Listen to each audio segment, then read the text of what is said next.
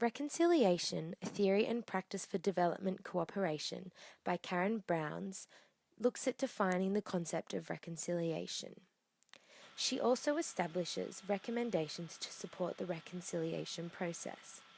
Firstly, reconciliation requires a long-term vision. Secondly, before reconciliation can occur, a conflict analysis must be done. That is, the context of the conflict must be understood, as well as its root causes, consequences, and existing initiatives of reconciliation at different levels in society. Thirdly, the timing of reconciliation must be examined. Is it an appropriate time for reconciliation to be happening in certain circumstances? And finally, support must be established for peace media, as it has some of the most significant influences on all levels of society. Media is a powerful tool that, used wisely, can promote positive processes of reconciliation. Peace Building Through Reconciliation by Charles Lurch looks at addressing some of the issues associated with reconciliation. He states that while there are benefits from certain approaches to reconciliation initiatives, such as national reconciliation, it can also be ambiguous. Coming to terms with the past may save the state but not necessarily heal the society. There are certain crimes which, on moral grounds, should not be officially forgiven through amnesty. Rather than ask for forgiveness, in some cases, reconciliation should create cultural space for groups to reaffirm their sense of communal identity. Forgiveness is encouraged, but not forced, as to not increase a sense of false reconciliation. Reconciliation should serve as a bridge between a past where justice was denied and a future of unified society. Successful reconciliation should include establishing an effective legal system or reinforcing the foundations of one that already exist. In the long term, however, the legal system must come to reflect and reinforce human needs.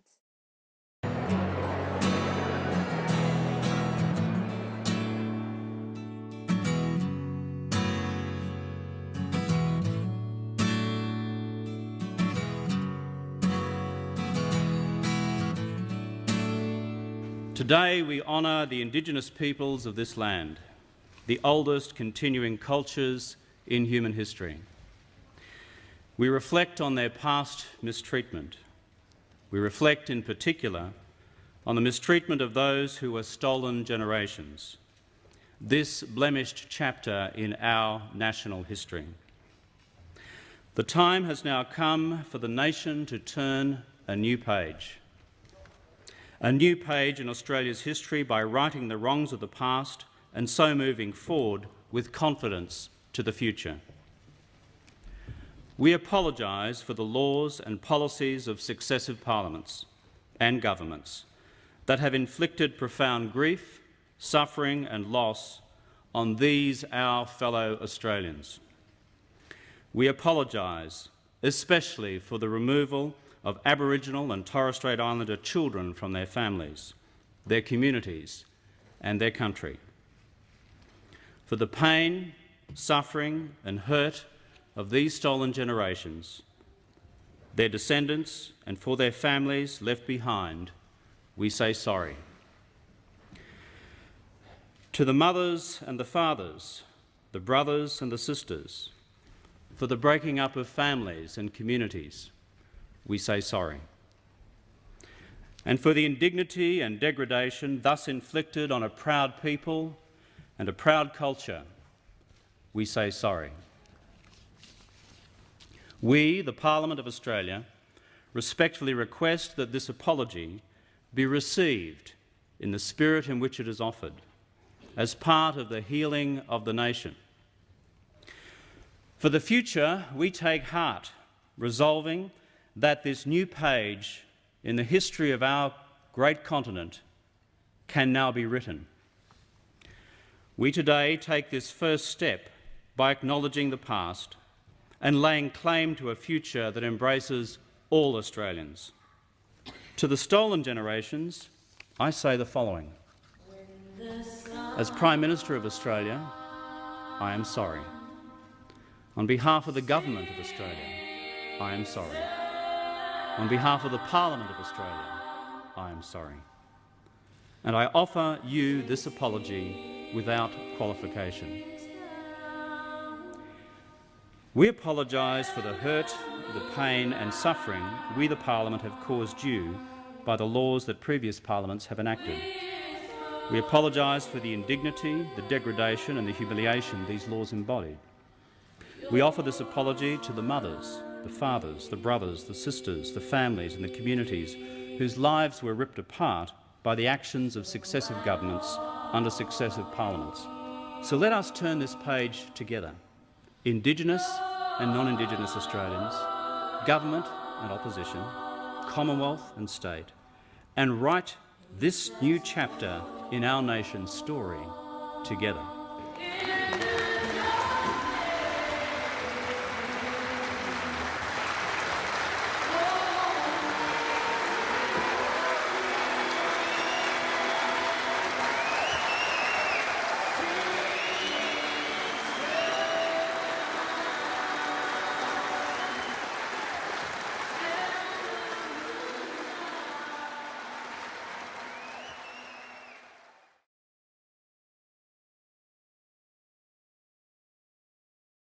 The previous footage was an extract from the former Prime Minister Kevin Rudd's formal apology on behalf of the Australian Government for the mistreatment of Aboriginals and Torres Strait Islanders.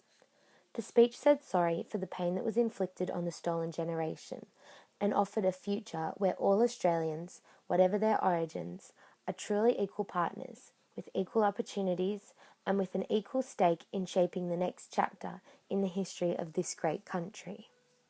The speech established that from that day forward, the 13th of February would be known as National Sorry Day. In the days following Rudd's speech, the media captured the significance of this word sorry, with the phrase being printed across the front page of major Australian newspapers. Sorry was such an important part of Rudd's speech because it holds special meaning in Aboriginal and Torres Strait Islander cultures. It describes the rituals surrounding death, and in this context expresses empathy, sympathy, and an acknowledgement of loss rather than responsibility. Kevin Rudd said, "Simply saying that you're sorry is such a powerful symbol. Powerful not because it represents some expiation of guilt, powerful not because it represents any form of legal requirement, but powerful simply because it restores respect." The speech was considered a success. There are many who believe that the speech on its own is not enough to form reconciliation between the Australian Government and our Indigenous people. The Stolen Generations Alliance, a national advocacy organisation dedicated to the rights and overcoming the disadvantage of Aboriginal and Torres Strait Islander people, believe that the apology should be backed up with a national education campaign and a parliamentary inquiry to resolve all outstanding issues, including compensation payments. The Alliance co-convener, Jim Morrison, said the level of dysfunction that remains in the community as a result of the removal of the policy is way beyond an apology. Even Kevin Rudd agreed that unless the great symbolism of reconciliation is accompanied by an even greater substance, it is little more than a clanging gong. While there is still work to be done, the apology was an important step in the Australian Government and the Stolen Generation working together to achieve reconciliation. It began to remove the barrier between the two communities. In a way to establish the reconciliation process, the Australian Government established the Healing Foundation on the first anniversary of the speech. The foundation aims to address trauma and aid healing in Indigenous communities, with a particular focus on the stolen generations.